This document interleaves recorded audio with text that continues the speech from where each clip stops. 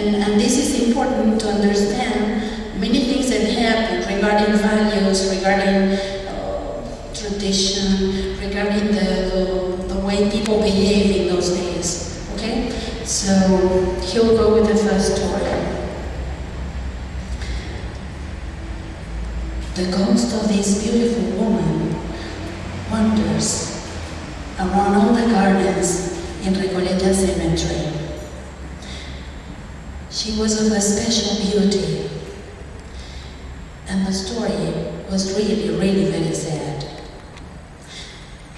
Rumor goes that around the 1900s, more or less, she was a daughter of a writer, and this writer died of TB, that's tuberculosis, right?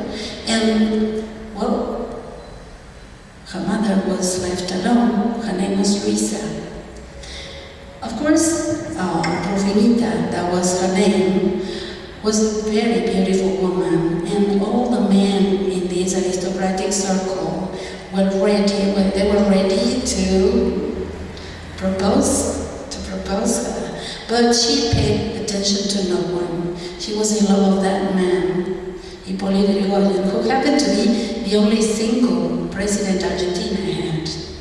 But that was something she kept really in secret. They dated, but she kept it in secret. And she was madly in love with him. So much so that by the time she was about to celebrate her 19th birthday, the mother had made all the preparations for the nice party, and they were going to round off the whole thing, listening to opera at the Colón Theater. Everything was ready. Every single detail was ready for the celebration. Only then that afternoon, she had a nice talk with her closest friend, and the friend brought the news to her. And the news was that her beloved man was the lover of her mother. That was enough for her to suffer such a pain that at that very moment, when the friend told her this, she fell. She fell to the floor and died at that very moment. There was a cardiologist in the house who verified that she was dead. 3 other doctors verified her death. So Yrigoyen made sure to accompany Luisa to the cemetery and see that the coffin was there in the mausoleum they had in Recoleta. But that was only the beginning of Luisa's nightmare. And you know why?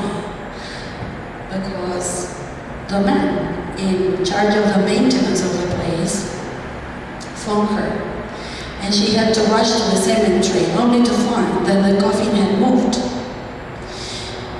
And when they opened it, she was all scratched, her hands bloody, because she had suffered one of these attacks, you know, a catalepsy. She was not dead when they buried her, and she desperately tried to get out in vain. So for the people in general, for the news, it was said that it was a robbery because she was buried with the jewels she most enjoyed wearing. That was the official version. The real one was that her mother had to live the rest of her life knowing that they had buried her daughter alive.